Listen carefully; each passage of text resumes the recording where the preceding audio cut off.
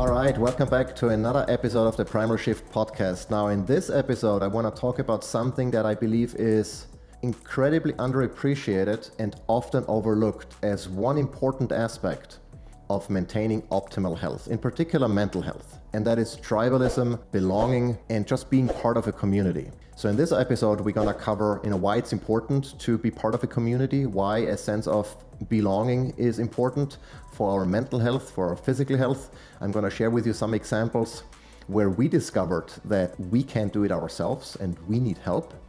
And I'm going to share with you 11 tips and tricks that we found useful to either be part of a community, make the transition into a community easier, to find new communities, or to build your own community if there isn't one. And there was actually one very good example I'm going to share with you at the end. Just very recently where we discovered, well, there isn't a community, so maybe we have to start one, And so, let's get right to it. But to really, set the stage and to help you appreciate more the importance of tribalism and belonging and community.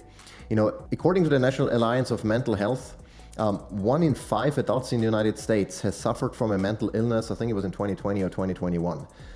And 12 million people in the same time frame have seriously considered suicide. And that's sad and unbelievable, because if you think about it, most of us have a good life. We have food, we have shelter, we have really most of the things or all of the things that we need to live a happy life. Yet, a lot of us suffer from anxiety and depression and other mental ailments that I wonder, where do they come from and what can you do about it? And of course, there are several factors that influence your mental health, nutrition, sleep, and all of the other things we either already discovered or discussed as part of the podcast, or that we will in the next couple of episodes. But one thing that nobody talks about, or very few people talk about, is the community aspect. Humans have evolved as part of a community. We weren't individuals that were out by ourselves hunting and gathering and raising kids and all of that. None of that would have happened, and none of that works unless you're part of a community where you have people who can help you, people that you can help. And unfortunately, especially over the last couple of years, we've become significantly more focused on our individual needs. And, of course, the pandemic hasn't really helped to bring people together, quite the opposite. In many cases, physical separation was the norm, but also just from an ideological perspective. You either were in Camp 1 or in Camp 2, and there was nothing in between. And so if you are on the other side, then I'm not going to talk to you. In fact, we've lost friends or stopped having contact with them because we just couldn't get on the same page as far as how we should be living our lives during the last couple of years. And so a lot of that has resulted in, those mental ailments and the thoughts of suicide, etc. And that's sad. And I think it doesn't have to be that way. And there are two things that where we discovered really that we can't do it ourselves. I'm very much someone, who likes to get things done. And if I don't get help immediately, or if someone doesn't do the job the way I want to, I'd rather do it myself. I always felt for most of my life, I don't need anyone else. But when we moved to the US, when I met my wife, when we had our 2 kids, we realized that with my family being in Austria, with my wife's family being in Costa Rica, we have nobody. If we wanted to go on a date, we had to pay someone we don't even know to take care of our kids. If we needed to do anything where we couldn't bring the kids, we needed someone. And so that was the first time in our lives really where we realized we are not meant to parent by ourselves, basically, and be with the kids, be responsible for our kids with nobody else helping. If you think back, our ancestors, they lived in tribes, in huge communities. They even, sometimes, if one mother has had issues, nursing the baby, someone else would jump in and nurse the baby, on the second breast, if they had a baby themselves. And so, all of those concepts that, it's only you have to take care of your kids, and only you have to take care of, certain things regarding parenting. That's not in line with human evolution. We've always had a community to help, to do things, to take the load off our plates, to jump in when we had to. And these days, we don't have that. But we realized that in particular, when it comes to parenting and raising kids, we needed help. We need help. And so that was the one realization. And the second big realization was when we started raising livestock to produce some of the food that we eat.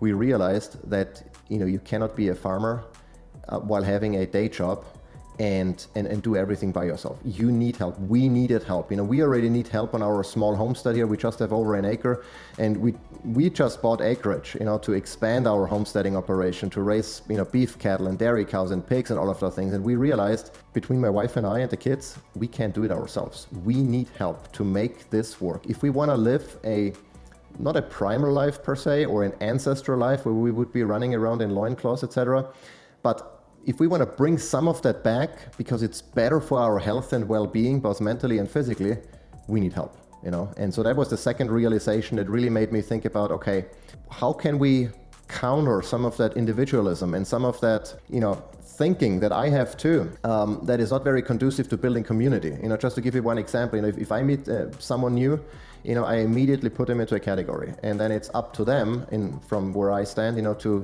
for them to dig themselves out of the category and to prove me wrong, to prove otherwise, So if someone comes to me and says, hey, I'm doing meatless Monday now, the first thing that pops into my head is, you're an idiot, And that's not good, obviously, because that's not conducive to building community. And then I think back in 2015 when the WHO study came out that, meat causes cancer, which, is BS, obviously. We were actually thinking about doing meatless Mondays, and I'm like, okay, that person's not an idiot. That person is just, has a certain set of knowledge and experience that made them believe, or makes them believe, that meatless Mondays are a good thing. And I was in the same shoes, so. But I'm that person, so for me it's very difficult to get out of this. But I've realized over the last couple of years that it's not conducive to building community, and so I try to think about, okay, what have I done? What have we done? Sometimes we failed, sometimes we did a good job to kind of be part of a tribe, to expand our tribe, and to maybe create new community where there wasn't one. And so one of the first things that I really like doing is to find people that you can learn something from. I always gravitate towards people that know more than I do, so I can learn something. And in return, I share what I learn. And I think that, that giving and taking, that learning and teaching is a very powerful community builder, and as it has worked, particularly well for me when, I like on this podcast, I share what I know, and I learn from others who know more about certain things in other areas. And if you find people where you can learn and teach in the same kind of relationship, that's incredibly powerful and very bonding, I think. And I have many friends that, learn from me, and I learn from them in areas that I don't know much about. And so I always try to find those people that I can learn something from, or that are willing to learn from me. So that's number one. The second one is to be okay with having different types of relationships with different people. And I very much like symbiotic relationships where I give them something and they give me something. And that doesn't necessarily mean just because we exchange something that we both benefit from, that we are best friends and talk about our feelings. Or, just to give you one example, the bird that cleans the alligator's, teeth, I'm sure those are not best buddies forever. They just, the bird gets free food, and in return, the croc gets clean teeth. They both have a benefit, even though they probably couldn't care less about what the other one is thinking, feeling, or doing for the rest of the day. So I think there is nothing wrong with having those symbiotic relationships, because very often they can develop into more. But even if it doesn't, that's okay too, as long as there is benefits on both sides. I think that's perfectly fine, and I always try to look for those symbiotic relationships. The other thing that I've noticed is, whenever we talk to other people, especially people we don't know very well, we always tend to share, the good stuff, and to kind of, make ourselves look better or perfect in some cases.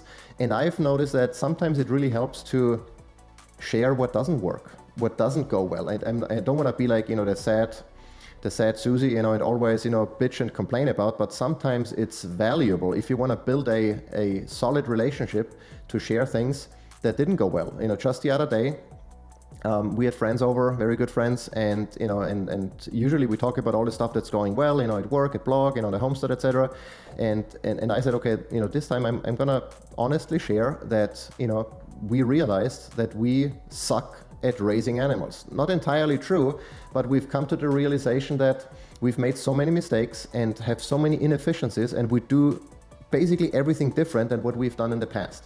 And that's a beautiful learning experience, but the point is that, sharing something that doesn't make you look good, sometimes, sharing stuff that makes you look less than good or human, is helpful for other people to appreciate that, you are not, perfect, or you are not, people sometimes think if they only see, our stuff on social media or on the blog or whatever, oh, they have it all figured out. They have the animals, the podcast and the blog and the supplements, and everything is going well. No, life isn't perfect. Stuff doesn't go always well. In fact, there are a lot of things that don't go well. That's also an opportunity to learn and for other people to appreciate that, I'm just like everyone else. I screw stuff up, I make stupid decisions, and that really helps sometimes with the bonding experience and getting into a new tribe, especially if you're the new guy. Another thing that will always stick in my head is I heard it for the first time from my childhood doctor when I was, I don't know, maybe 6-7 years old or even younger. And we went to this doctor, and back in the days, someone with a white coat was like a godlike kind of thing. Especially doctors, they were held in very high regards. I don't hold them in that those high regards anymore. But back in the days, there was like the thing, but that guy said, "I know that I know nothing," and I think that goes back to, I think it was Plato said that, the Greek philosopher, and that's sometimes very important to remember, that regardless of how much you know.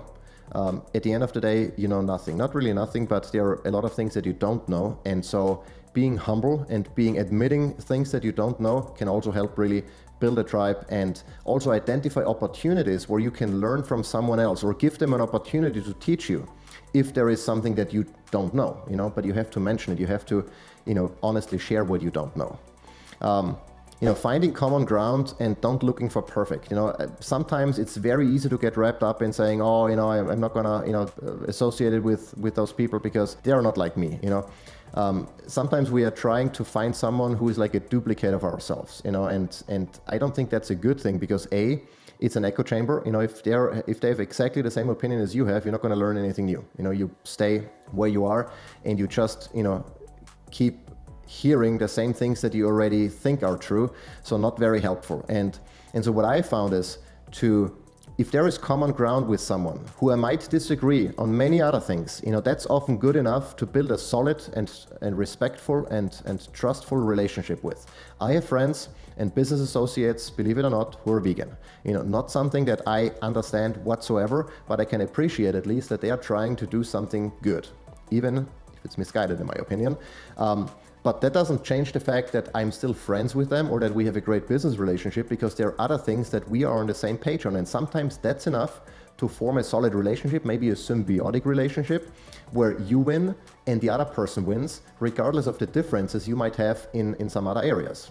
Some of our best friends are incredibly religious, which, we are not. And that's, not a problem. And one very good example is, when we raised our kids in the beginning, we had a certain idea of how we want to parent and what's best for the baby. And then my brother and his wife had kids, and they did things differently. And I didn't necessarily agree with those things at the time, but now looking back, I think they did actually a better job than we did in nurturing their kids emotionally. So just because at a certain point in time you think what someone else is doing is wrong, there might be a time in the future, in the near or in the far future, where you change your mind and then you are in that very same position and you agree with that. So don't discount, everything someone else is doing that you don't necessarily agree with. Shouldn't always be a reason to not be part of a community with those people. Ask questions and really try to understand why someone is doing things differently. Most people are good people, There are a few jerks that intentionally want to screw with you. Most of the time, be it in the vegan community or in other areas that I don't necessarily gravitate towards, most of those people have the same goal. We want to do better for the planet, for our health, for the animals, I just take a different approach to that, and that's okay, in my opinion. So unless someone is like a militant vegan, and I'm sorry to go back to this, diet example, because those are some of the most contrasting issues that I deal with these days.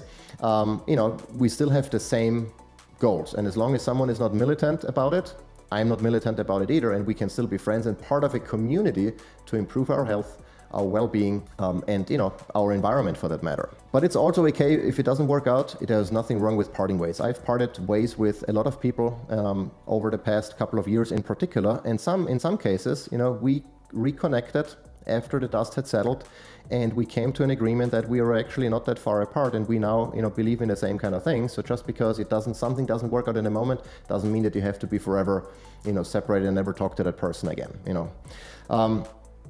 Also, I like to think that if you give more than you take in a relationship, in a community, it has benefits. Obviously, don't let someone else, take advantage of you, but it's always better to give a little more than what you take. And that's difficult, if you're like me, who is not very aware of, and not very, I guess my emotional intelligence is not where it could be or should be. So I certainly sometimes suck at that. But I think just overall giving a little bit more than what you take is overall beneficial, because you're gonna get it back at some point. I'm convinced of that. Online communities, I don't think are a great way to improve your mental and physical health. I recommend getting off your phone, getting off your computer, even if you're watching this right now, and especially getting off social media in some cases where the community is not conducive to bringing you forward and to bring you joy. We're beekeepers, and I joined a beekeeping group on Facebook, and one of not to go into too much detail of that, but there was, people tend to not take the time to try to understand what you're communicating and respond in a respectful and reasonable manner. Very often people, have a 2-second attention span and just reply whatever pops into their head first without thinking, not even, making sense in what they're writing sometimes. And that is not really conducive to having a discussion or an argument about an issue where you might disagree. So I think, face to face, if I meet someone, if I meet let's say a vegan person again, at Whole Foods, and I have a discussion with them, I think that discussion would be significantly different than if we were to exchange comments on social media. Simply because that we feel like less responsible maybe, or less, we have less of an issue of just responding inflammatory and disrespectful, and something that we would probably not do, not to the extent at least, if it was face to face. So I always recommend, picking your online communities very carefully. There are certainly good communities out there, that we are part of in the homesteading and homeschooling area, but in other areas it's just not worth it, and it's not the same as building community face to face. One thing that I'm borrowing from, going back to agriculture and homesteading from the permaculture group, is instead of seeing problems, see opportunities for a solution and how to give them a positive spin. And I'm going to give you again a farming example. Bill Mollison, he's like the father of permaculture. He said, you don't have a snail problem, you have a duck deficiency. Meaning that if you have a garden and you have too many snails that eat all of your crops, you don't have a snail problem, you just have a duck deficiency. Meaning if you were to add more ducks, they would eat the snails and there is no problem. So it's an opportunity to see something positive. And I've started applying this mindset to community building and to tribalism. If there is a disagreement, if there is, someone, who reaches out to me and says, hey, I'm not eating any meat, but, I have terrible gut issues. What can I do? In the past, I would have said, you're an idiot, because what you're eating is causing your gut issues. So stop eating what you're eating and eat meat and you'll be fine, But again, that's not very helpful in building community and educating people. If you see it as an opportunity to teach someone, to share what you know, whether or not they take your advice, is a different story. You cannot, force anyone to do what you think is best. But just seeing something in a positive light, thinking before you react, think about what is an opportunity for something positive to come out of this problem, and applying this, I think, is very helpful in the realm of building community and tribalism. And then the last thing is, if there is no community that you can join, maybe it's time to start one. And I'm saying this because we just had this very problem, so to say, or the opportunity to find a solution recently. We purchased some acreage in Northeast Georgia not too long ago, and our kids are homeschooled, and we are part of several homeschooling, unschooling communities that, where we meet up, the kids get exposed to other kids that are at home, etc. And when we looked at the property, my wife started searching for homeschooling groups in that area, and there were none. And she's like, well, there is no community, And I'm like, well, maybe that's an opportunity to start a community, because I'm pretty sure there are other people in the same boat that live there, that homeschool or unschool, that would love to be part of a community, but haven't taken the effort to to start one. And so maybe it's up to us then to start that community and to start build a tribe, rope in people who have shared interests and start building a community. If there isn't one, join it. If there isn't one, it's maybe up to you to start joining and start building that community. The bottom line here really is we all need community. We all need help. We cannot possibly do it ourselves. Even though our modern lives are so convenient where we can get almost everything, you on your phone, you can get a delivery on the same day. You can get food delivered. There are a lot of things that you can do by yourself. But I think it's detrimental to your mental health and ultimately to your physical health. Because if you're not healthy up there, your body is not going to healthy either. Those things are connected. And we have to realize that we are tribal creatures, always have been. For millions of years, we have lived in tribes. You don't even have to go back millions of years. My dad had 10 siblings, and his parents had a lot of siblings. We were always part of a huge group, not only with other humans, but with animals and, with other creatures for that matter.